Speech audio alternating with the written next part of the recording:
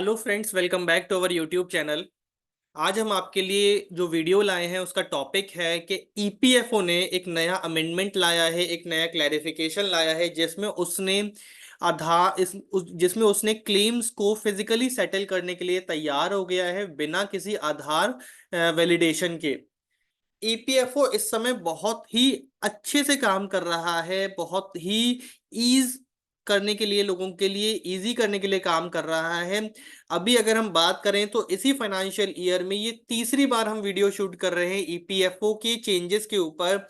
हमने जो first video बनाई थी, हमने उसमें बताया था कि ईपीएफओ ने अब automatic transfer of EPF balance शुरू कर दिया है। सेकंड वीडियो हमने जो बनाई थी उसमें हमने बताया था कि भाई अब ईपीएफओ ने आपका जो क्लेम है, कुछ पर्पसेस के लिए अगर आप क्लेम करते हैं, एडवांस क्लेम करते हैं, तो वो ऑटोमेटिक सेटल करने के लिए अग्री कर लिया है। और ये थर्ड वीडियो आज हम बना रहे हैं ईपीएफओ ने, जिसमें अमेंडमेंट ला करके बताया है कि वो क्लेम्स को सेटल कर देगा बिना आधार के वैलिडेशन के। तो चलिए वीडियो को शुरू करते हैं। A big relaxation from EPFO. तो ये क्यों जरूरत पड़ी ईपीएफओ को फिजिकल सेटलमेंट करने की और बिना किसी आधार के वैलिडेशन की? एक रिस्की एरिया भी है, लेकिन नहीं, आज के टाइम में एक प्रैक्टिकल प्रॉब्लम ईपीएफओ को आ रही थी उन केसेस में जहां पर पर्सन की डेथ हो गई है, लेकिन उसके आधार में कोई दिक्कत है, उसके आधार में इनएक्यूरेट डिटेल्स है, या फिर उसका डेथ की वजह से या डेथ से पहले भी उसका आधार सीडेड नहीं था, फीडेड नहीं था उसके यूएन की डिटेल में, तो अनअवेलेबिलिटी ऑफ आधार है, डीएक्टिवेटेड आधार है उसका, उसका आधार डीएक्टिवेट हो चुका है, या फिर कोई भी टेक्निकल एरर आ रही है, उसका आधार को हमें वैलिडेट करने में यूआईडीएआई, ये जो आधार बनाती है अथॉरिटी यूआईडीएआई, इसके डेटाबेस से, तो डेथ, क्योंकि उस पर्सन की, उस सब्सक्राइबर की डेथ हो चुकी है, तो अब आप कुछ कर भी नहीं सकते।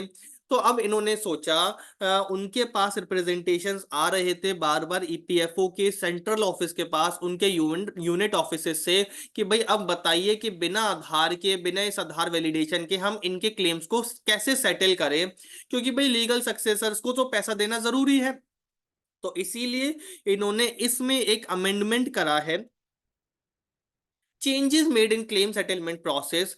क्या सेटलमेंट, क्या क्लेम, क्या चेंजेस किए हैं? In these cases physical claim could not be process by the field office, जिसकी वजह से एक अवॉइडेबल डिले हो रहा था। अवॉइडेबल डिले मतलब वो डिले जिसको इजीली अवॉइड किया जा सकता है, in the timely release of benefit to their beneficiaries, since Aadhaar details can not be corrected after members death. भाई अब उसकी तो डेथ हो चुकी है, तो उसके आधार में आप क्या चेंजेस करा पाएंगे? Therefore EPFO has allowed to process the claims without feeding seeding आधार।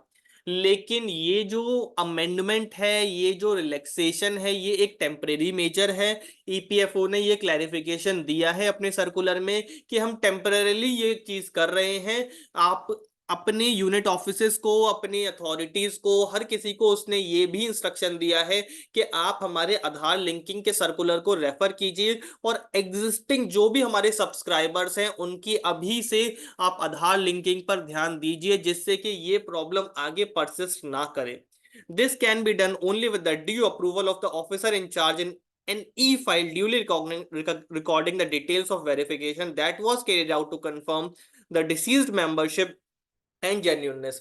तो उन्होंने एक कंडीशन भी लगा दी कि भाई जो यूनिट ऑफिस इस क्लेम को प्रोसेस कर रही है, वो ई ऑफिस की फाइल में इसका अप्रूवल लेगी और कंफर्म करेगी कि कैसे उसने, जो बंदा, जिस बंदे की डेथ हो गई है, उसकी मेंबरशिप को, उसकी रिलेशनशिप को, जो लोग पैसा लेने आए हैं उनसे कैसे उसने वेरीफाई किया है।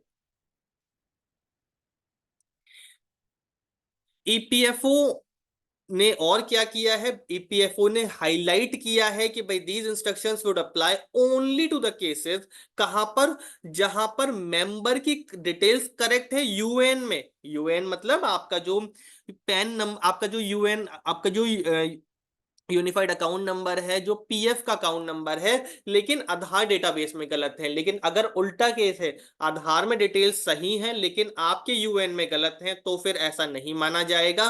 पहले आपको यूएन की डिटेल्स को सही कराना होगा।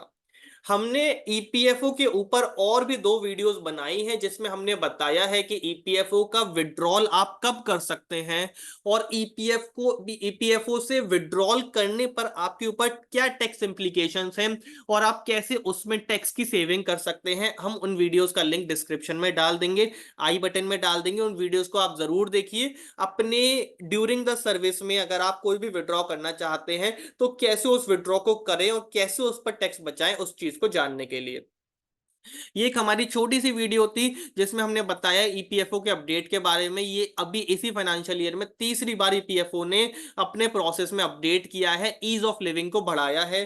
Thank you very much. आप हमारे चैनल @पर्सनल टैक्स को सब्सक्राइब कर सकते हैं, हमारी वीडियोस पर कमेंट करके बता सकते हैं कि आप हमसे और किन टॉपिक्स पर वीडियोस बनवाना चाहते हैं। आप हमारी वीडियोस को लाइक करिए, सब्सक्राइब करिए चैनल को। Thank you very much.